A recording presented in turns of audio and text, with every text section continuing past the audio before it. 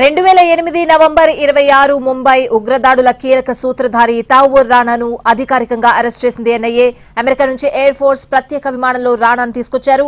NSG కమాండోలు, NIA కీలక అధికారులు special విమానంలో లాస్ ఏంజల్స్ నుంచి ఢిల్లీ తీసుకొచ్చారు. ఇదే అంశానికి సంబంధించిన పూర్తి అప్డేట్స్ అడిగి తెలుసుకుందాం. మా ప్రతినిధి రాజు ఢిల్లీ నుంచి లైవ్ లో సిద్ధంగా ఉన్నారు. రాజు,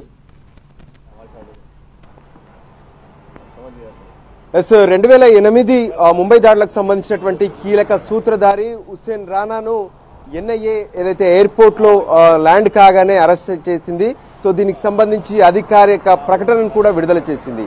ముంబై దాడులకు సంబంధించి ఏ విధంగానైతే 166 మంది చనిపోవడమే కాకుండా దాదాపు 240 మంది గాయాల పాలయ్యారు. సో దీని అంతటికి కూడా కారకుడుగా ఉన్నటువంటి హుస్సేన్ రానాను మరికొద్ది సేపట్లో పటియాలా కోర్టులో హాజరుపరిచే అవకాశం కనిపిస్తుంది. దీనికి సంబంధించి ప్రస్తుతం పటియాలా కోర్టులో అటు హుస్సేన్ రానా తరఫున కూడా వాదనలు వినిపించేందుకు పీయూష్ అనే అడ్వకేట్ వస్తే, మరోవైపు ప్రభుత్వం, కేంద్ర ప్రభుత్వం ఎన్ఐఏ తరఫున స్పెషల్ పబ్లిక్ ప్రాసిక్యూటర్ని కూడా నియమించింది. నరేంద్ర మాను సీనియర్ అడ్వకేట్ ఎన్ఐఏ తరఫున వాదనలు వినిపించబోతున్నారు. అయితే ఎన్ఐఏ కోర్టులో ఒక పిటిషన్ వేయబోతుంది. ఇప్పటికే జడ్జి కూడా వచ్చారు. ఎన్ఐఏ జడ్జికి సంబంధించి కోర్టులో ఒక పిటిషన్ వేయబోతుంది. ఆ పిటిషన్ ద్వారా హుస్సేన్ రానాను విచారించేందుకు ఎన్ఐఏకు కస్టడీకి ఇవ్వాలంటూ పిటిషన్ వేయబోతున్నారు. సో కస్టడీకి తీసుకొని ముంబై దాడుల కీలక సూత్రధారిగా హుస్సేన్ రానాకు సంబంధించినటువంటి పాత్ర ఏంటి, ఆయన ఎలా గైడ్ చేశారు ఆ 10 మంది ఉగ్రవాదులను, అంతేకాదు పాకిస్తాన్లో ఉన్నటువంటి లష్కరే తోయిబా ఉగ్రవాద సంస్థతో ఎటువంటి సమాలోచనలు చేశారు, మరోవైపు హెడ్లీతో జరిగినటువంటి సంభాషణలు ఏంటి, ఇంకోవైపు ఏదైతే కసబ్ ఇచ్చినటువంటి వాంగ్మూలాలు కూడా ఉన్నాయి, వాటన్నిటిని బేస్ చేసుకొని హుస్సేన్ రానాను విచారిస్తారు.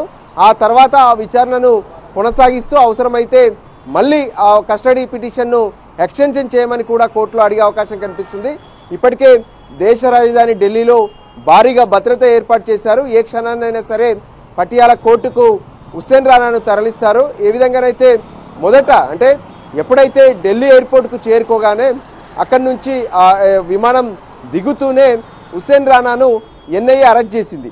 వాస్తవానికి దాదాపు 17 ఏళ్లుగా అమెరికా నుంచి అంటే లాస్ ఏంజిల్స్ లో ఉన్నటువంటి హుస్సేన్ రానాను భారత్కు రప్పించేందుకు కేంద్ర ప్రభుత్వం ఎప్పటికప్పుడు ప్రయత్నాలు చేస్తున్నప్పటికీ కూడా అక్కడ ఉన్నటువంటి చట్టాలను ఆధారంగా చేసుకొని తప్పించుకునే ప్రయత్నం చేశాడు హుస్సేన్ రానా.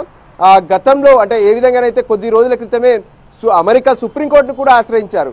అయితే సుప్రీంకోర్టు హుస్సేన్ రానా పిటిషన్ తిరస్కరించడంతో ఇక భారత్కు తీసుకురావడం సులువైపోయింది. మొత్తానికి దేశంలోనే ఉగ్రవాద దాడుల్లో ఎవరు మర్చిపోయినటువంటి 26/11కి సంబంధించినటువంటి దాడులకు కీలక సూత్రధారిగా ఉన్నటువంటి హుస్సేన్ రానాను మరికొద్ది సేపట్లో పటియాలా కోర్టు